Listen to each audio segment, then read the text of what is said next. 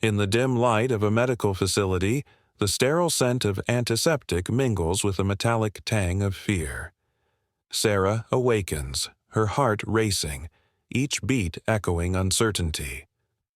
What happens when the ones who should protect you become the source of your nightmares? The soft beeping of machines cruelly reminds her of life's fragility. As she tries to piece together her shattered reality, one thought looms larger than the rest. Where is Emma? Alone and vulnerable, Emma is just 12, caught in a web of neglect and fear. Her grandparents took her, forcing her to toil on their agricultural estate, a punishment for being lazy. Locked for hours in a dark utility closet with no food, no water, her only crime? Not working hard enough. As Sarah fought against the pain in her own body, her heart broke for her daughter, left to face a nightmare alone. A week later, everything changed. The crash came without warning. Wet roads, an oncoming car, a head-on collision. Sarah remembers the chaos. Her daughter not in the car, a small miracle amid calamity. Waking up had been a fight. Everything hurt, and her head was in a vice.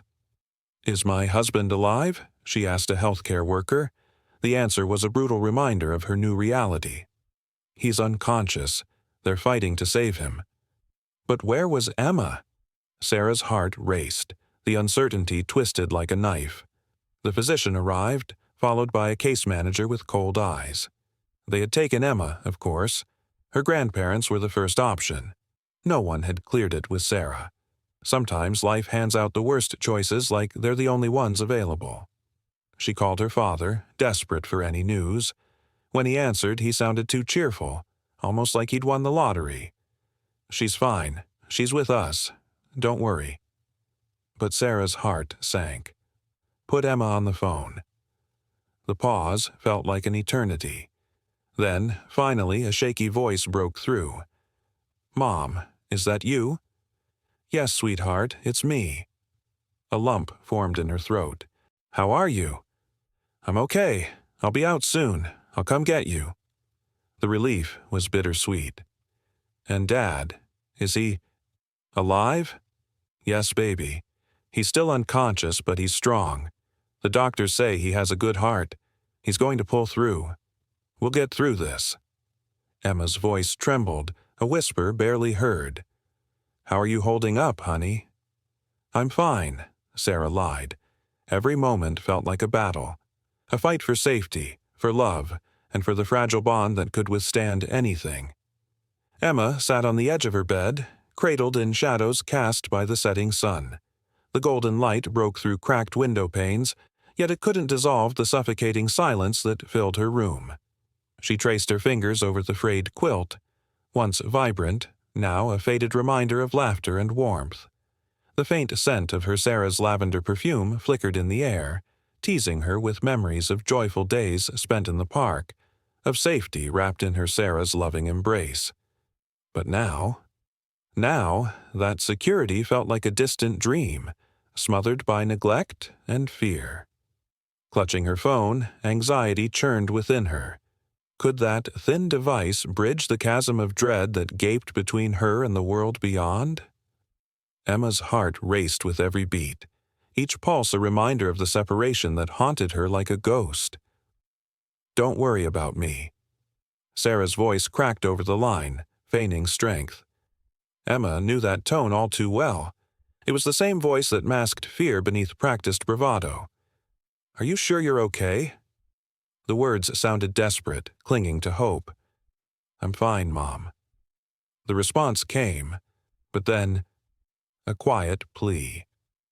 "I miss you."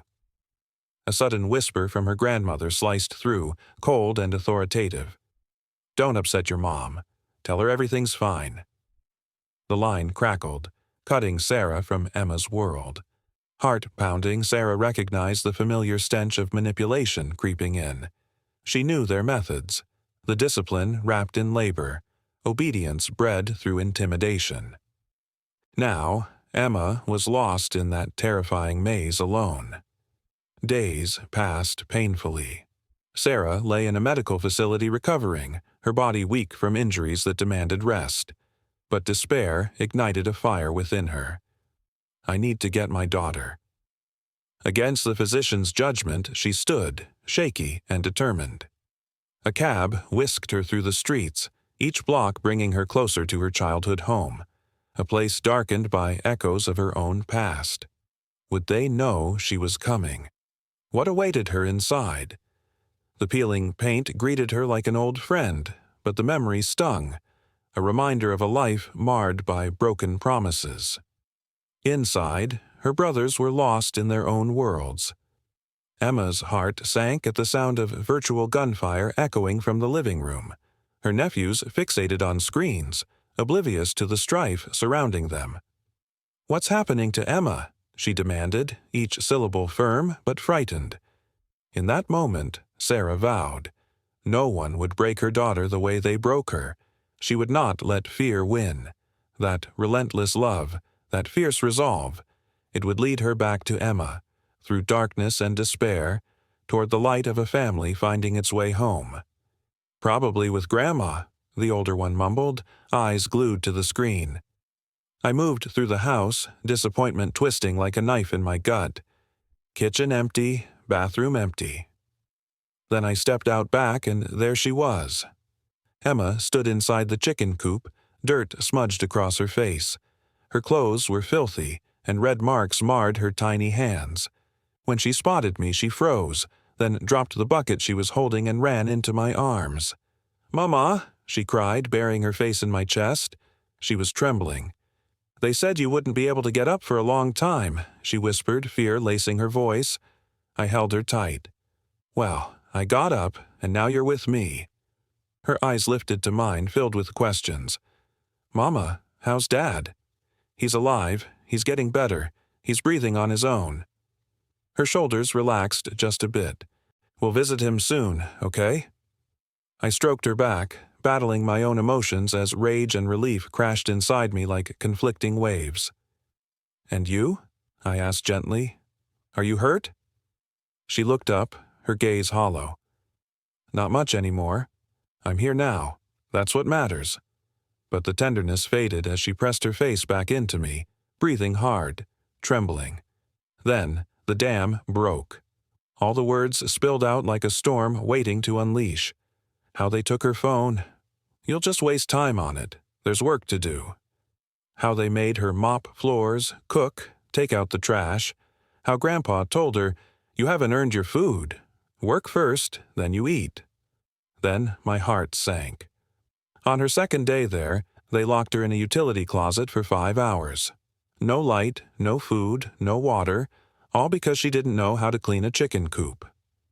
"I told Grandpa I wasn't feeling well," she whispered, the fear bleeding into her voice. "He said I was lazy and disrespectful, that you spoiled me, that girls like me need to learn their place." Tears welled in her eyes, and my heart shattered even more. "Why would they do that to me, Mama?" Her expression was too old for a 12-year-old. The sadness in her stare twisted my stomach. "That's not fair, sweetheart," I said softly, brushing her hair back. "You deserve better." In that moment, we shared an understanding that cut through the chaos, a connection forged in love, resilience, and the promise of safety. In the dim light of the cramped room, tension hung thick in the air. Dust motes danced as Sarah zipped up Emma's bag, her heart racing. Each click of the zipper drowned out the muffled voices from the other room. Her Sarah's calm tone barely concealed a sinister undercurrent. "Why aren't you in bed?" Sarah's voice echoed, revealing a chilling disconnect between their worlds. The warm scent of fabric softener clashed with the icy realization. This was the family she had wanted to protect, but it was also the very cage that threatened to suffocate them both. Emma's eyes were wide, filled with fear and confusion. "Mama, I thought you and Dad were gone," she sobbed, her voice trembling. "They wouldn't tell me anything. I didn't even have a phone." Sarah's heart shattered. "That ends now. You're safe. I'm going to handle it." Emma's shoulders slumped. "They said if I complained, you'd get worse, that I'd upset you." Sarah led Emma inside, her mind racing as she packed her daughter's things.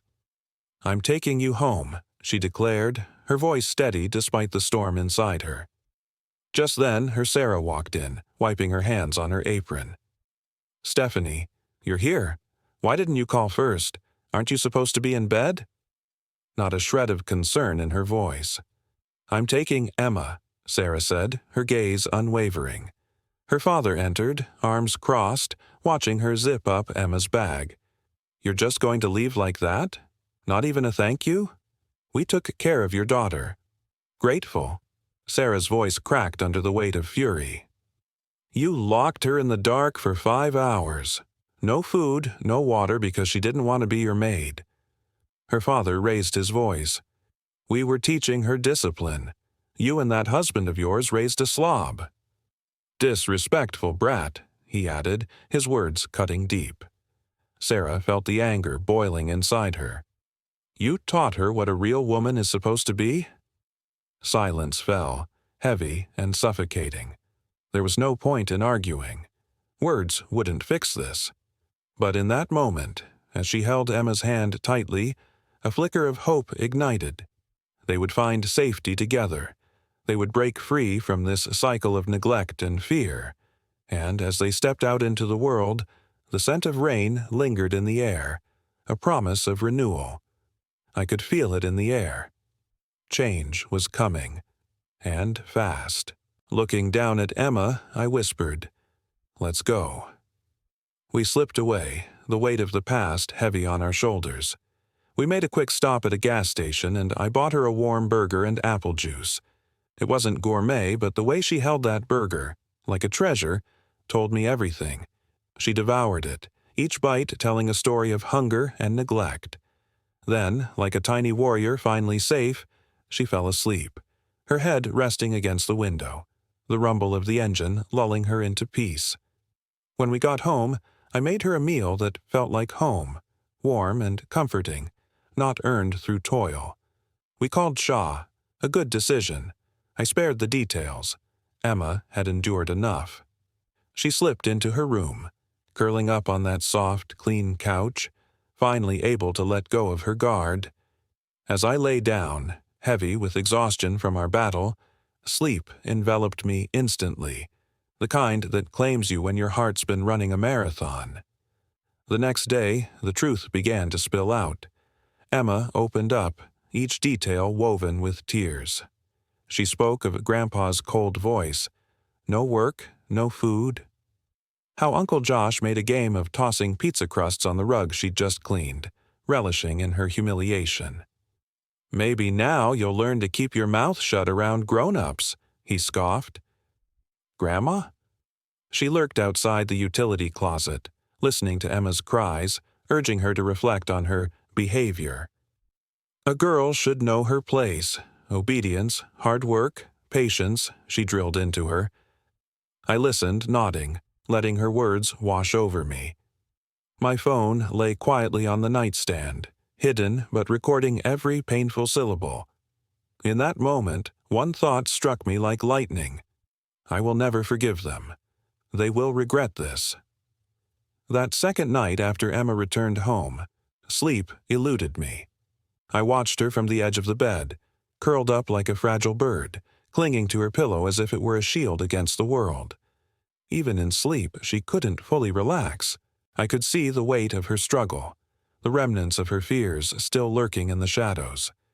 The battle wasn't over, not by a long shot. Arms folded across her chest, brow furrowed like she was bracing for something. I recognized that face. I'd seen it before in the mirror at 12, 14, sometimes later. I used to sleep like that too. In a house where I don't feel well was code for you're lazy, where crying got you a lecture, or worse, a belt where why doesn't he have to help was answered with because he's a boy and I was a girl. Service wasn't just expected. It was my supposed destiny. My name's Stephanie. I'm 37, and I had a really happy childhood. If you define happiness as constant discipline, fear, and a gnawing sense that no matter what you did, you'd never be good enough. I grew up in the same house I just dragged my daughter out of. Same closet, same punishments. They locked me in there too, just for refusing to eat boiled liver or forgetting to say please before asking for water. They called it parenting. It had extra flavor if you were born female. In our house, everything had a chain of command. Mom was the general, Dad was the enforcer, and my brothers kings of the couch. One older, one younger. They got cuddles when they broke remotes or carved stuff into the furniture. I got scolded if I didn't smile wide enough. When I was 12, I made the mistake of saying I wanted to take music classes. They laughed, told me to focus on learning how to fry bacon properly. After that, I kept my wants to myself. By 16, I had a plan. There was only one way out: college on a scholarship. I studied until I could barely see straight, lived in the library, didn't miss a single test. When that acceptance letter finally came, I cried for the first time. Not from pain, but from relief. They didn't give me a dime. Mom said, "You want to live on your own?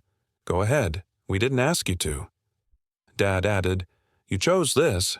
You feed yourself." Cool. I would feed myself, and someday someone better, too. I lived in a dorm the size of a closet. Slept on a mattress so thin it might as well have been a napkin. Ate way too much ramen. As Emma stood at the edge of the dimly lit alley, the distant sirens wailed like a haunting melody, echoing her fears. The rain-soaked pavement glistened under the flickering streetlight, the scent of wet earth filling the air. Shadows danced around her, whispering secrets of neglect and despair. Her heart raced, each beat a reminder of her Sarah's absence.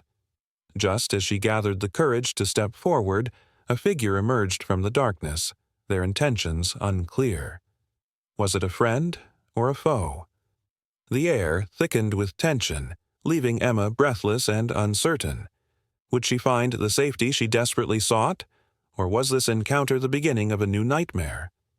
Emma was brave, resilient, and far too young to face the world alone. She had spent countless nights dreaming of reuniting with her Sarah, who fought tirelessly for their safety. Sarah was determined and caring, navigating a world filled with obstacles, all to protect her daughter and ensure their family's well-being. But the struggle against neglect and fear loomed large, casting a shadow over their lives. In the heart of Philadelphia, Emma's childhood was marred by the echoes of a broken home. She remembered the nights spent in silence, the weight of unspoken words hanging heavy in the air. The longing for her Sarah's embrace was a constant ache, a reminder of the love that had been overshadowed by hardship. As Emma took a step closer to the figure, the rain began to fall harder, each drop a reminder of the tears she had shed. The rustle of leaves nearby sent a shiver down her spine. Was it just the wind, or was someone watching her? The tension was palpable, a tightrope walk between hope and despair. "Emma?" the figure called softly, their voice cutting through the darkness. Her heart skipped a beat. Could it be? Was this the moment she had been waiting for? The chance to escape the shadows and find the safety she craved? But just as she was about to respond, the figure stepped into the light, revealing a face she never expected to see. Mom? The world around her faded, leaving only the two of them in that moment. Would this reunion bring the safety and love she had yearned for, or would it unravel the fragile thread of hope she had clung to? The answer hung in the air, heavy with possibility, as the rain continued to fall, washing away the past and paving the way for an uncertain future. He closed his eyes, and I noticed his chin tremble slightly. Then Emma whispered, "I missed you so much." Shaw nodded back, voice tender. "I missed you too. You okay, baby? Everything all right?" She glanced at me. I offered a reassuring nod. "It's okay to tell him. We're better now," Emma said, her smile finally real. "We're home." Shaw's gaze lingered on me, and I could see it, the shadow of doubt crossing his face.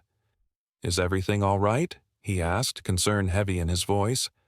I responded carefully, "Now it is. Don't worry." Emma had stayed with my parents for 3 days. His expression darkened. "We'll talk about it later. I added quickly, sensing his fatigue. He was already fading, tired and worn out. We said our goodbyes, and for the first time in days, Emma smiled, not out of obligation but because her dad was here. That same day, I whisked her away to the physician without delay. Time was of the essence. Bruises fade fast, but paperwork doesn't magically right itself. The pediatrician was a man in his 40s, sporting a fake smile that didn't quite reach his eyes. "What brings you in today?" he asked, all business. I didn't sugarcoat it. "She has visible injuries. She was forced to do physical labor. There was emotional abuse, isolation, food deprivation, no rest." His eyebrows shot up, but he nodded and gently said, "Go ahead and take your shirt off, sweetheart." Then he turned to me. "Can you tell me exactly what happened?" Silence. I didn't speak, nor did Emma. He saw it all, the scratches, bruises, and blisters on her delicate hands. He checked her reflexes, listened to her breathing, looked deep into her eyes. The air was heavy with an unspoken truth. Then he asked, "Where was she?" "With her grandparents," I answered flatly. 3 days of silence hung between us. Then he said, "I'll write up a report. She needs therapy. If you're serious about this, you'll need evidence." I had plenty of words, but I knew he was right. Words alone wouldn't cut it. Best case scenario, someone might frown and investigate. Worst case, they'd say the kid made it up. That night, as Emma finally drifted to sleep, it hit me. The cameras. Oh my God, the cameras. 6 months ago, my parents had called, panicked. A sudden realization struck me like a bolt of lightning. The physician's fake smile faltered just a moment, revealing a flicker of recognition in his eyes.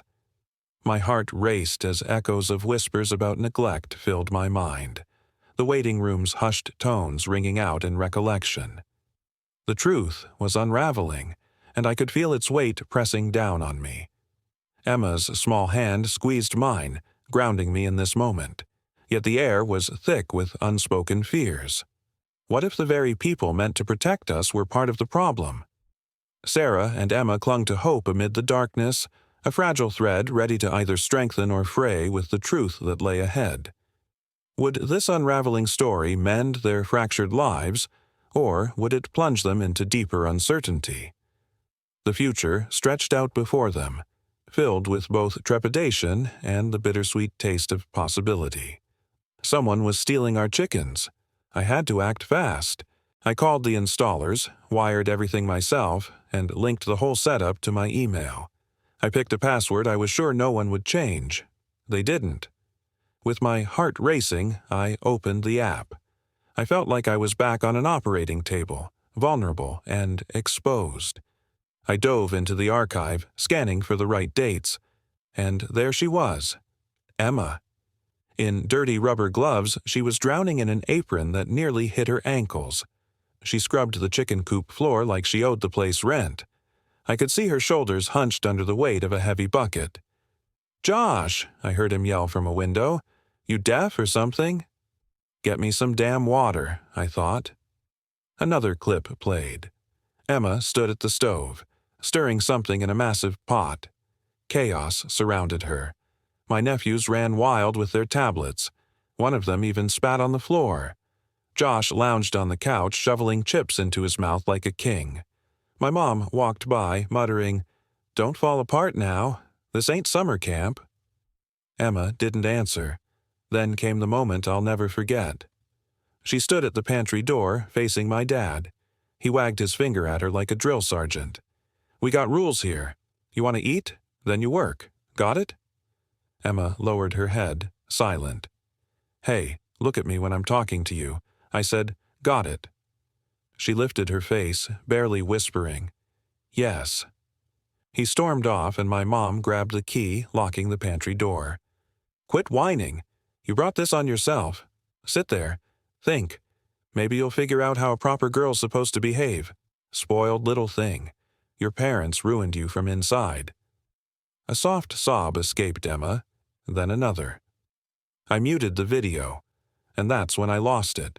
I saved everything, uploaded it to the cloud, backed it up to a hard drive, copied it to a flash drive, and made 3 more copies. Trust was gone. What would it take to protect her, to shield her from this chaos? The weight of the truth pressed down on me, and I knew I had to act. Would this evidence be enough to change their lives? Or would it only deepen the shadows lurking in their home? The future hung in the balance, a fragile thread woven with hope and fear. The next morning, I took a deep breath and made the hardest decision of my life.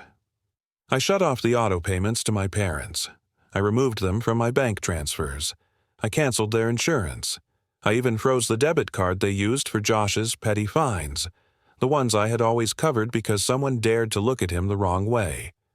I texted Josh, "You're cut off. You'll find out why soon."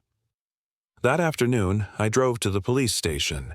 The air was thick with the scent of burnt coffee and old paper.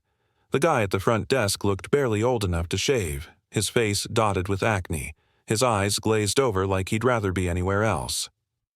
"I'd like to file a report," I said, my voice steady despite the storm brewing inside me.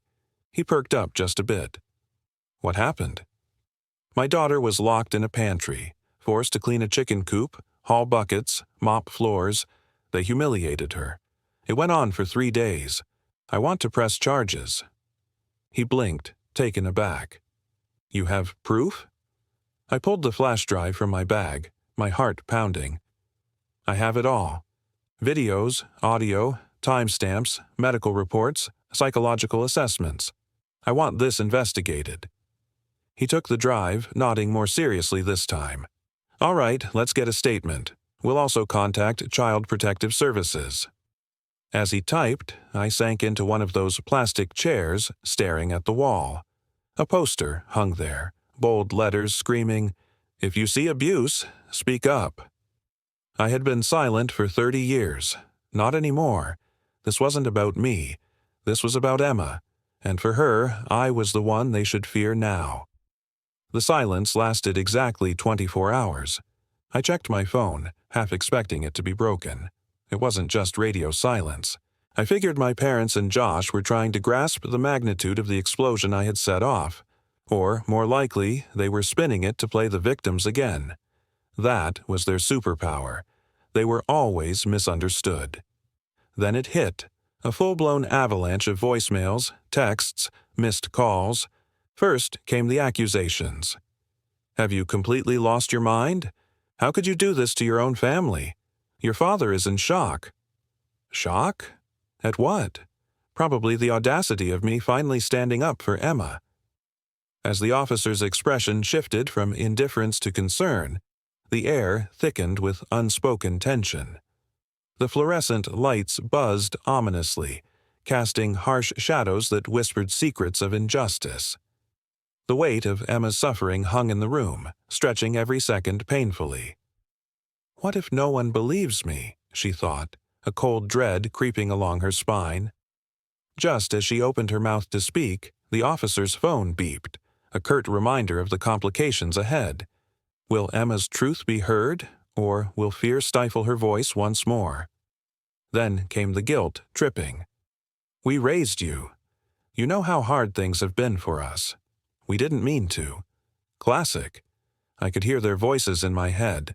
Fake tremble, performative concern, precision, targeted manipulation.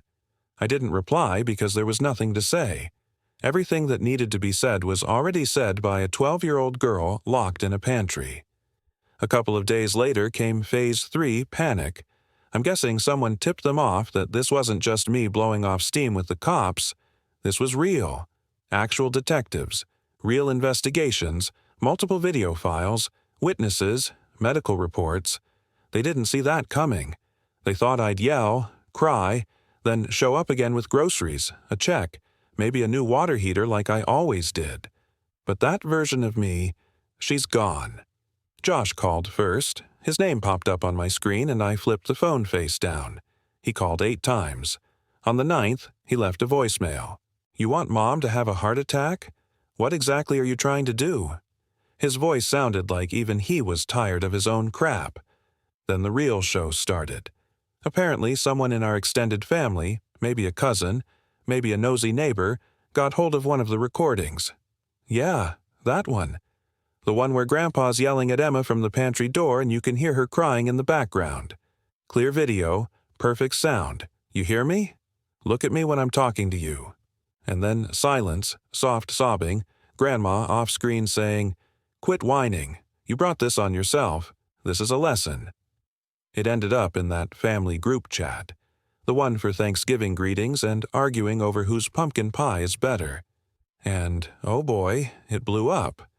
Aunt Mary wrote, "Is this real?" My cousin Kelly dropped an angry emoji and said, "This is cruel, even for y'all." Someone left the chat. Someone forwarded the clip. Then my cousin Laura messaged me directly. "Steph, if you need anything, a lawyer help, just someone to talk to, I'm here." And just like that, after 30 years of being the quiet one, I wasn't alone anymore. Can you believe it? The police moved fast. The video did its job. So did the medical reports. And the fact that Emma wasn't their kid, that was the nail in the coffin. No guardianship, no legal custody, no rights. On the third day, a team showed up at their house. I wasn't there, but I got the recap. My mom tried the crying routine. My dad went for righteous indignation. Josh, he tried hiding. None of it worked. So here's how it ended. Each of the three got fined. And not just a slap on the wrist. Real money for child labor, unlawful confinement, taking her personal stuff, and emotional abuse. Idaho calls it a civil offense, but don't let that fool you. It came with teeth. $2,500 each, plus court fees. Mandatory child welfare education. 1 full year under CPS supervision. Their house is officially on the radar now. No, they didn't go to jail. But the punishment? Oh, it was real. And more importantly, public. In their little world of church picnics, charity auctions, and neighborhood gossip, losing your reputation is worse than prison. By the end of the week, Sean was finally discharged from the medical facility. He was still weak, but his eyes were clear. The moment he saw Emma, he smiled. She ran into his arms and said, "Daddy, you're home now too." I completely lost it. Like really lost it. Not out of anger, not out of fear. Just pure, unfiltered relief. We're home now, the three of us. And we're okay. We're actually okay. So, what do you think? Did I do the right thing? Would you have done something different? Honestly, I still replay it in my head sometimes. Not because I regret it, but because it still hurts. Let me know in the comments. I'd really love to hear your thoughts. And if this story hit home or just made you feel something, consider subscribing.